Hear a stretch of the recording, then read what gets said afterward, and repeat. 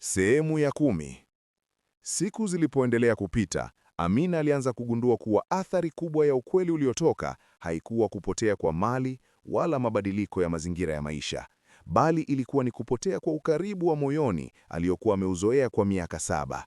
Kila alipokuwa akimwona Juma akikaa mbali, akizungumzwa kwa kiwango cha lazima tu, akiepuka mazungumzo ya kina, kula pamoja kimya kimya, kulala kitandani bila kugusana, Amina alihisi kama anaishi na mtu asiye mume wake tena, bali kivuli cha mtu aliyekuwa mume wake. Jambo lililomuumiza zaidi, kwa sababu Juma hakuwa mkali, hakuwa mkatili, hakuwa anapaza sauti wala kumlaumu, bali alikuwa mpole sana kiasi cha kuonyesha wazi kuwa amejeruhiwa ndani kabisa, na upole huo ndio uliokuwa unaumiza zaidi kuliko hasira. Amina alianza kujilaumu kwa kina, akikaa peke yake usiku, akirudia kila hatua aliyochukua, kila uamuzi wa siri aliyoufanya, kila siku aliyochagua kunyamaza badala ya kuzungumza, akijiuliza kwa nini hakumwamini mtu aliyekuwa hajawahi kumficha chochote, akijiuliza kwa nini alisikiliza hofu za nje kuliko uhalisia wa ndoa yake.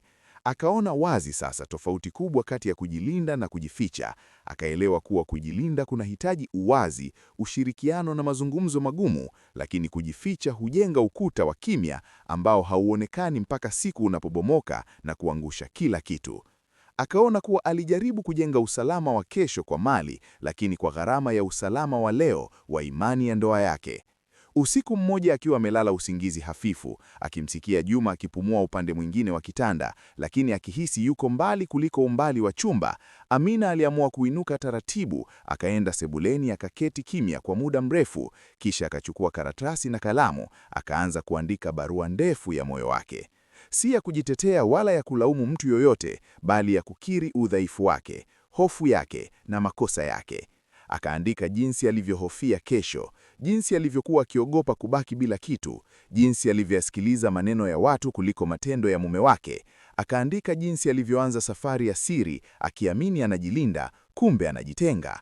Akaandika kwa machozi jinsi alivyojenga nyumba, lakini akabomoa uaminifu. Akaandika kwa unyenyekevu jinsi alivyochelewa kugundua kuwa ndoa haihitaji mipango ya siri, bali mioyo inayokaa mezani bila kificho. Alipoimaliza barua ile, aliishika kifuani kwa muda mrefu. Hakujua kama atawahi kumpa Juma au la, lakini kwa mara ya kwanza tangu ukweli utoke, alihisi kama amekiri ukweli wake mwenyewe bila kujidanganya. Na hapo akaanza kuelewa kuwa msamaha hauombwi kwa maneno tu wala kwa machozi, bali huanza kwa kukubali ukweli mchungu bila kujitetea, huku moyoni mwake akibeba swali kubwa lisilo na jibu la haraka. Je, Juma ataweza kusoma barua hiyo kwa macho ya kuelewa, au maumivu yake yatakuwa makubwa kuliko uwezo wa kusamehe? Itaendelea sehemu ya 11.